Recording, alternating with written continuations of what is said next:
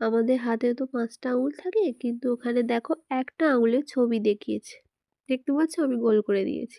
তো একটা আঙুলের ছবি দেখিয়েছে বলে আমাদের একটা দাগ হয়েছে।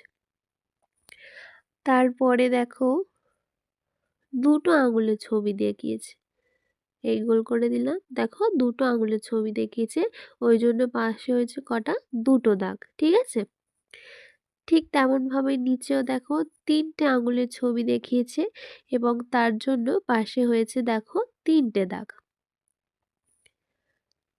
নিচেও তাই, আমাদের দেখিয়েছে দেখো 4টে আঙুলের ছবি দেখিয়েছে, দেখো তোমরা গুনে 4টে আঙুলে, ওই জন্য পাশে আমাদের 4টে দাগ হয়েছে, 1 2 3 4 করে এরকম আমরা 4টে দাগ। আর নিচে দেখো পুরো একটা হাতের আঙুল, হাতের ছবি দেওয়া আছে, মানে 5টা আঙুল, তো ওই জন্য 5টা দাগ হয়েছে।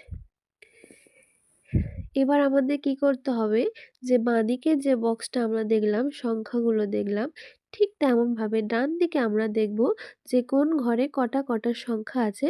এবার সেটা আমরা কি করব, বাঁদিক ও ডান দিকে হচ্ছে সঙ্গে মিলিয়ে দেব। তো এখানে দেখো উপরের ছবিতে এখানেও 5টা ছবি দেওয়া আছে 5 রকম। তো উপরে দেখো দুটো আপেলের ছবি দেওয়া আছে। ঠিক আছে, তার নিচে দেখো 4টে ফড়িংয়ের ছবি দেওয়া আছে, গুনে দেখো 4টে ফড়িংয়ের ছবি দেওয়া আছে। তারপরে একটা হচ্ছে, ওটা হচ্ছে কি আছে, কাঠবেড়ালি ছবি আছে, আর তার নিচে আছে 3টে ফুলের ছবি, আর তার নিচে আছে এখানে 5টা মাছের ছবি দেওয়া আছে। এবার আমরা কি করব, ডান দিকের সঙ্গে বাঁ দিকের ছকটাকে কি করব, মিলিয়ে দেব। দেখো একটা তীর চিহ্ন দিয়ে মিলিয়ে দিয়েছে, ওইভাবে সবগুলো মেলাবো। দেখো প্রথমে একটা আঙুলের দাগ ছিল, তাই এবারে দেখো একটা কাঠবেড়ালির সাথে সেটা মিলে গেল। তারপরে দেখো দুটো দাগ আছে, দুটো আঙুল যেটা, ওটা কার সাথে মিলবে বলো তো? হ্যাঁ, উপরের ওই দুটো আপেলের সাথে মিলে যাবে। আর 3টা তো করে দিয়েছি, 3টে দাগ আর 3টে ফুল, এটা মিলিয়ে করে দিয়েছে।